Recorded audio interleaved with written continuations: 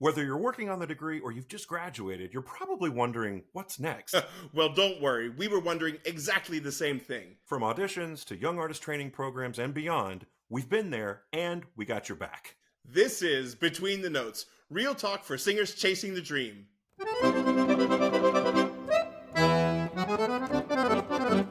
Welcome to Chapter 1 on Between the Notes, where we're talking all about what to look for in a headshot. So, Brian, I don't know about you, but do you remember those first headshots you got back in the day? I sure do, yeah.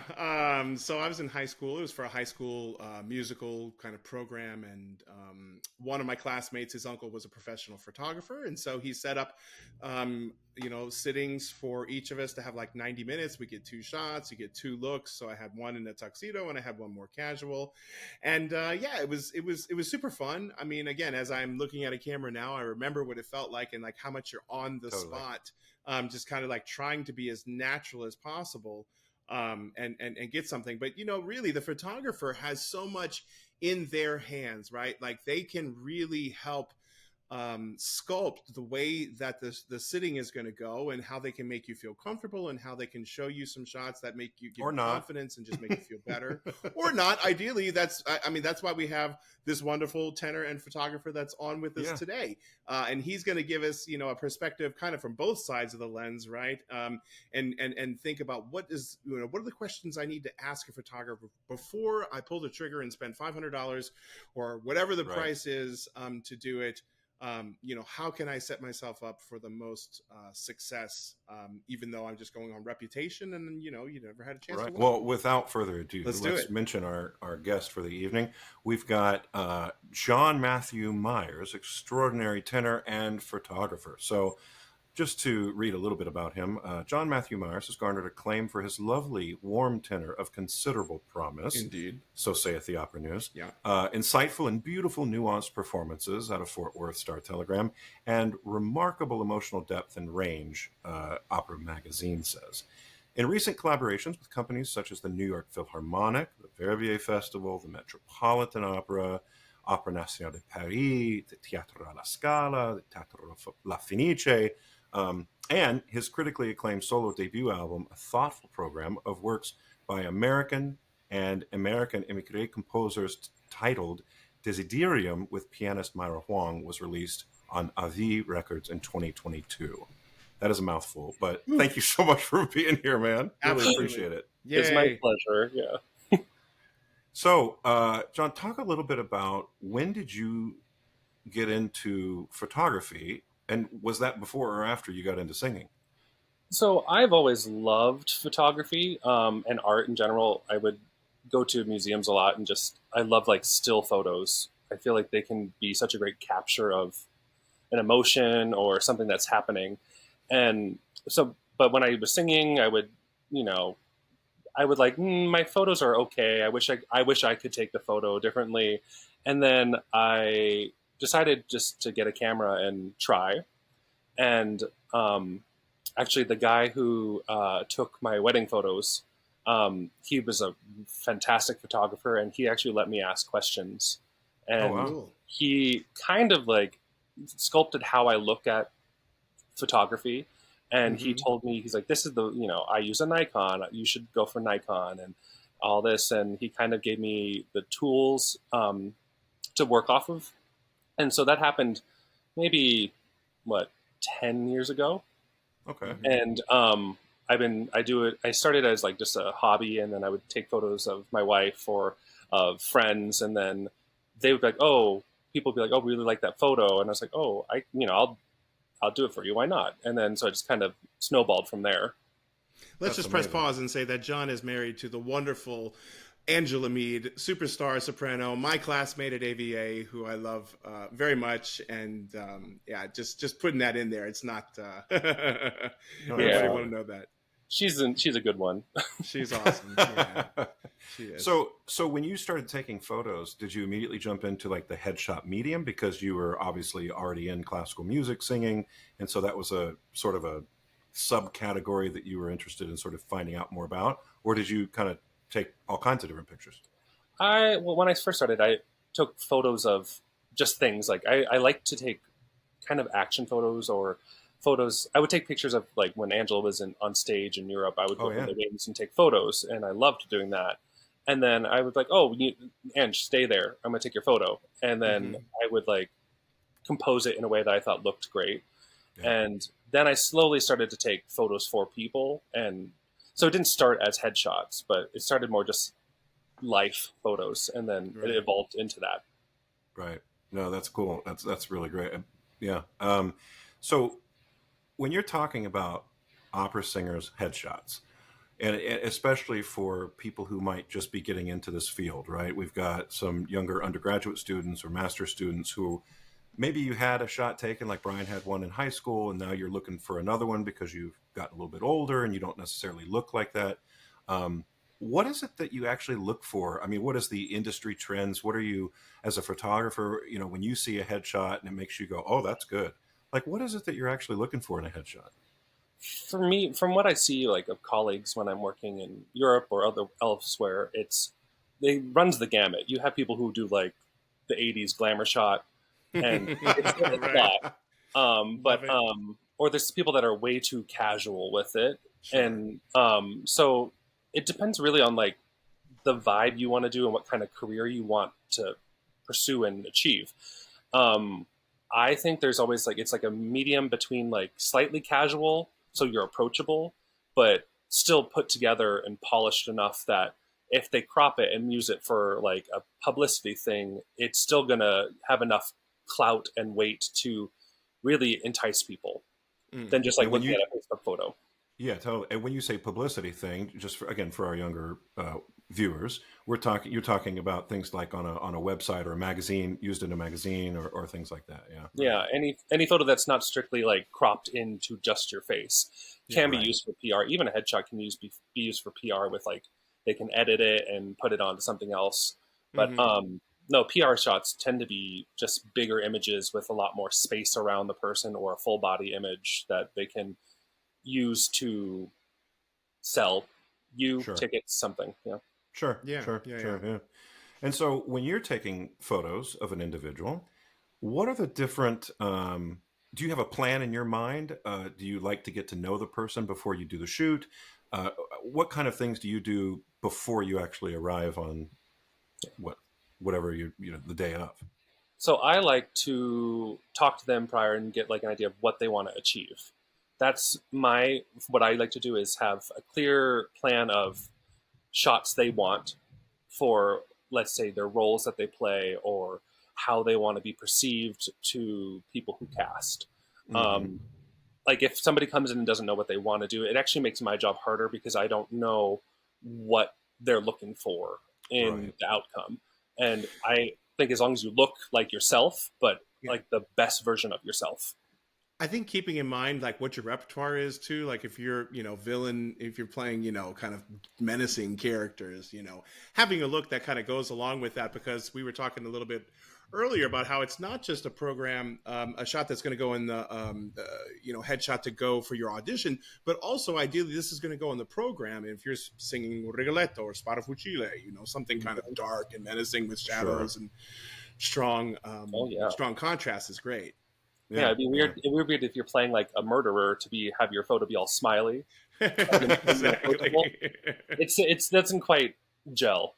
Yeah. So let's say this: you want to make sure that you get maybe, or let's say you're going to get. I mean, how many pictures do you take in a session? Oh, for me, I don't. Some I know some photographers put a limit on how many photos they actually take. I Right. don't. It's everything's digital nowadays, and Hmm. Right. if a lot of the shots end up being trashed anyways because like you're blinking in them or you're not quite in focus. So I don't put a But limit on that, but the sometimes up goal to is like what? 800. Let's say 800 shots, and you're going to whittle that down to Oh how yeah. many before you show Oh yeah. the singer. So I'll take like 800 shots and then I will go through and get rid of the ones that are just nobody would want them because Right. Hmm. you're not in focus or you're making a face that you wouldn't really want to be out there or your Right. Right. eyes are closed, or like the button on your shirt's open and we didn't fix Right. it in time. Sure. I take those out unless it can be something I think can be fixed in Photoshop when I do And then when how I many edit it. pictures do you present to the singer? Like, okay, here are the shots. You need to decide between how many and how many. It depends on how many looks they want to get at the end of the day. I usually, when I do a session, I usually aim for 4 distinct looks for a Hmm. singer or a person. Some people do more. And if you do less, that's totally fine. But if it's like 4 looks, I'll probably try to narrow it down to 200 photos at most. Oh wow, yeah. Oh wow! So you're trying to choose 4 out of Yeah. 200. Because And so I was told by photographers that I looked up to, that like don't give people photos that you don't want out there. right. Right, So right, right, if I don't want them out there with my name attached to it, I'm not going to put it out. So right. you have to remember they're going to filter it down to very distilled numbers. So, like, how long would a shoot like that take? Like, how many hours are we talking? Just curious. It depends. So for 4 looks, I usually say Hmm. 2 hours. Yeah. Okay. Okay. Yeah, because whenever somebody steps in front of the camera, they're always slightly uncomfortable. It's always a Right. new thing. People are very self conscious. Everybody is, no matter who Yeah. you are, Yeah. you're self conscious. And it takes a little bit to get out of that energy and then to achieve something you actually want to see. Yeah. Hmm. Well, speaking of seeing, why don't we bring up an example of one of, I think we've got 3 different headshots that you've taken today. So let's bring up an example of one of these headshots and see if we can talk a little bit about this particular artist, what this shoot was like, or what you really like about this particular picture. I love it. Hmm. Can we see it here? Yeah. All right. So this is Juan Kong. He's a baritone. I went to school with him at Manhattan School of Music many, many years ago. Cool. He's a fantastic artist. We were working at the Met at the same time. I think he was singing a performance of Marcello at the time. Hmm. Um, I just he's approachable. He doesn't seem too stiff in his body, but he seems like somebody that you would actually want to hear sing and talk to and Yeah. engage with. Right. And the biggest thing for me is the face and the eyes. If you are Yeah. not immediately drawn to their face, it's not the greatest image for me. But Yeah, I And love this the is off. light. Oh, Sorry, go ahead. Wesley. Yeah. Go ahead. I just gonna say I love the light and the steps. I'm assuming that's at Lincoln Center, right? yeah, it's in Lincoln. I love the how you just was this all natural light or did you bring a light as well or This was all natural, and then I did some editing with light later. yeah, good for you. It looks great. Really, really beautiful photo. Yeah, And you're right. thanks. I mean, I haven't met him yet, but he looks totally like a guy that you could go, "Hey, man, what's going on?" You Yeah, know? absolutely. Hmm. That's really cool. That's really cool. All right, let's take a look at another photo. Of course, this being one of our first episodes, I'm still figuring this out. That's Let's all take, right. Just let's leave a couple seconds and we can cut no prob. okay. This one is a studio shot of Hannah Ludwig. She's a mezzo soprano. This is something that I like because it can be used as both a PR and a headshot. So if you crop it down into just her face a little bit more closer, it would be great for a program, or you could even give this printed as it is as a headshot, which I'm not sure very many Yeah, people give printed headshots anymore. But sure. with Right. the background the way it is, you can actually extend it and use it on a website, or you can use it to do text on sides. So Yeah, I it'd like, be a great season announcement yeah, photo I right love there. Yeah. studio shots for that reason, because you have a lot more room to play with the image. Hmm. Right. I could crop her out and put her on a different background if I really wanted to, or into a different anything. So you have more flexibility with the studio shot, in my opinion. Yeah. That's a beautiful picture. I love the contrast in color, of course, with her hair, and then the gray background with the black top. Yeah, I just love the contrast. It looks great. yeah. Gray backgrounds are what they call like fashion. All the fashion photos tend to be on a gray backdrop. Oh, is that Okay. right? Yeah. Okay. Uh-huh. Learn There you something go. new every day. Right. All right. And then the final photo that we have to share is this.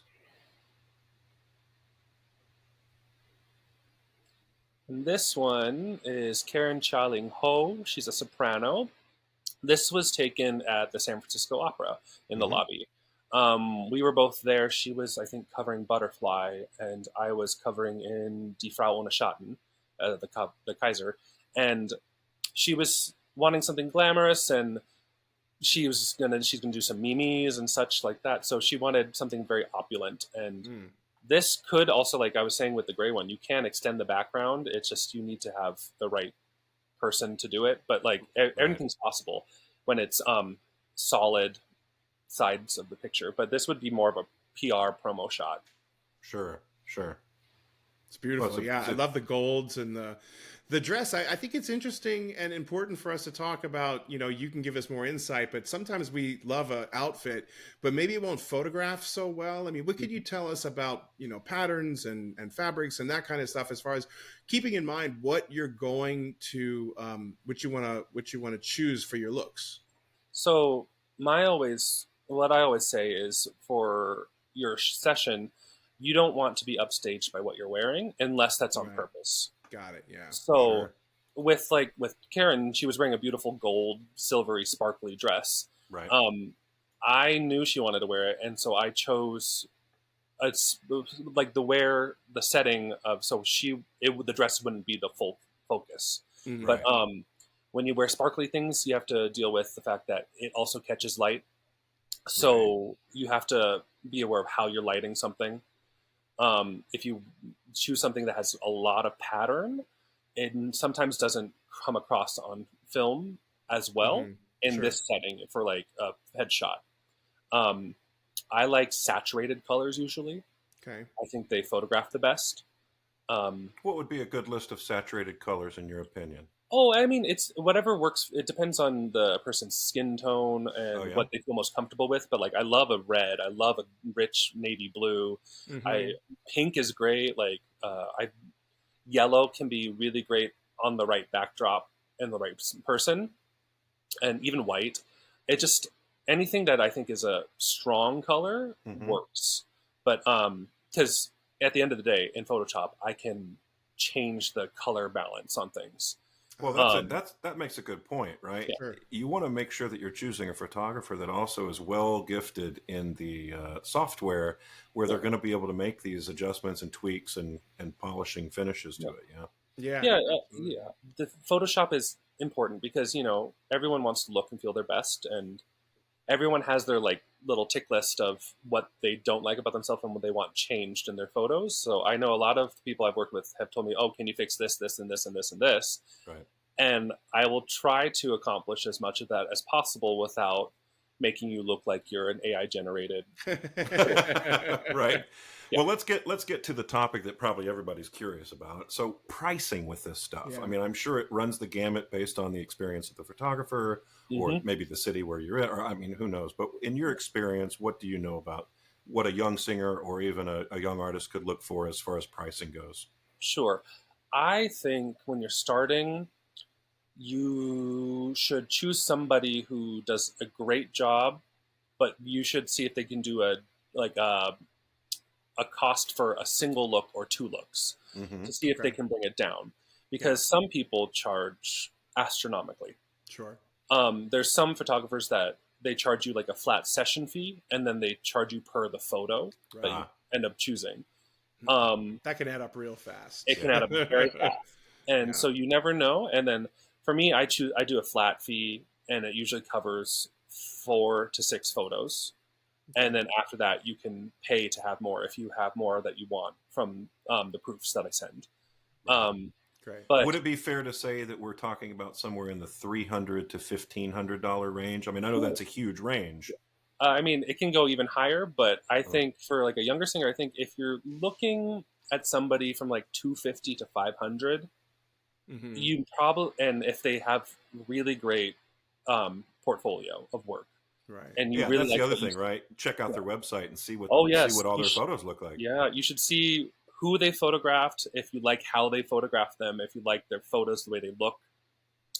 A lot of people have an aesthetic. I like them a little bit more darker aesthetic generally, but you want somebody also who has photographed people who look similar to you, body shape wise, so you know that you're going to get the photos that you want. Like, I wouldn't go to like, I'm a tall guy and I have a big barrel chest. I'm not going to go to somebody who's only ever photographed little tiny short. It's a good point. I know I will never get the photo I want. So Well, and it's all about the angles, right, John? I mean, I remember when somebody was telling me that's like, I would look, and I think we see this now and ever increasing in Instagram and all this stuff where you see a flattering angle can just be, a little bit different the way you turn your head or the way you cock your head to the side. And I think, like you said, just knowing a photographer who knows all those tricks can help make it so much easier and give you the confidence to feel like, okay, I mean, who doesn't wish that they had a few less pounds than they do? I mean, we all do. But, Sure. there's ways to make you still feel confident about it. And that, I think, makes the image most captivating when you see that kind of confidence and true personality ring through. Totally. And anyone at any size where they feel can have a fantastic photo. Sure. Like, you just have to get a photographer you feel comfortable with working, and you need to, if you have to, bring like a friend, if they allow it, into the session who you feel great and comfortable with, who can give you feedback from like watching it as well, and who can just pump you up. That's the big thing. And I think if anybody's out there who's like, yeah, but I don't know any photographers, like, how do you find these people? I mean, my first thought is like, well, ask your voice teacher if they know of any photographers in town, or ask the director of the choral ensemble, or the director of the division of music, or somebody that's in your circle is bound to know. And if no one in your particular university is, being helpful, maybe just contact, the local symphony or the local opera company, or somebody has got to have some information for a local photographer that's good, Well, I think if you're at a school and it has a arts program and they have like a photography section of the school, you could find somebody probably who's a student who's like willing to try their foot in portrait photography. I'm sure they have a homework project where they're like, you need to take, headshots. Totally. I mean, that's such a great idea. I didn't even think about that, but it's a no-brainer. Yeah. I mean, it's time for them to learn too on how to photograph a subject. And so it could be beneficial for both of you. If you really are strapped you can't find somebody, or if everybody you found is too expensive, you could try that option to see if there's somebody else, a student at like one of the schools who has you like what they've done, and you can try it. Okay, so before we wrap up, let me do a little rapid fire here. What's your favorite location that you've ever taken pictures in? Ooh, my favorite was Venice. Venice really, because the bridges and water. Ponte Vecchio. Yeah, why not? And a pizza there. But indeed. But I really do love Central Park in New York. Yeah, that's beautiful. All right, what kind of camera do you use when you take pictures? I work off of a Nikon D850 and a mirrorless Z7. Yeah. Okay. Nice. And I'll give this up to you on a silver platter. Who's your favorite subject to take a picture of? Well, my favorite subject and muse is my wife. And my child is second. But of course. But I'm happy with whoever's in front of my camera. So I love that. Excellent. That. Super true. Well, thanks so much for joining us, John. It was such a pleasure to have you with us. And again, if somebody is curious about how to get their next headshot looking better than the ones they currently have, or if they're first starting out and they're trying to get that first one, or wherever they are in that journey, I think they have a lot more information about what to ask for and what to seek out than they did before this episode. So thanks so much for your expertise, and we really appreciate you being here with us. Thanks. It's been a pleasure. Thanks for hanging out with us on Between the Notes. Make sure you hit that subscribe button. And join us next week for more behind-the-scenes stories, laughs, and operatic gold coming your way.